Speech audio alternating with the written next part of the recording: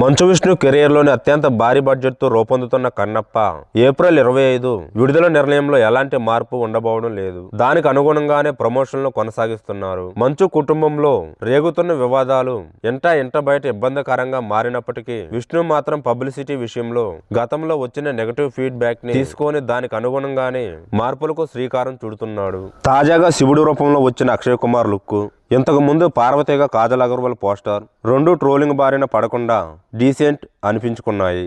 వీడియోను చూసే ముందు చిన్న రిక్వెస్ట్ అండి, వీడియోని లైక్ చేసి మీ సపోర్ట్ ని తెలియజేయండి. మొదటిసారి మన ఛానల్ ని చూస్తున్నట్లయితే సబ్స్క్రైబ్ చేసుకుని పక్కనే ఉన్న బెల్ ఐకాన్ ని ఆన్ చేసుకోండి. గతంలో మోహన్ లాల్, దేవరాజ్, మధుబాల, బ్రహ్మానందం, ప్రీతి ముకుందన్ తదితరులను పోస్టర్లలో రివీల్ చేసినప్పుడు అంత మద్దతు దక్కలేదు. కానీ ఇప్పుడు ఆ పరిస్థితి మెల్లగా మారుతుంది. అసలైన ప్రభాస్ ఫస్ట్ లుక్ కోసం అభిమానులు తెగ ఎదురు చూస్తున్నారు. శివరాత్రి పండుగ సందర్భంగా దాన్ని రివీల్ చేసే ఆలోచనలో కన్నప్ప టీం ఉంది. వీలైతే టీజర్ లేదా స్టిల్ వదులుతారు.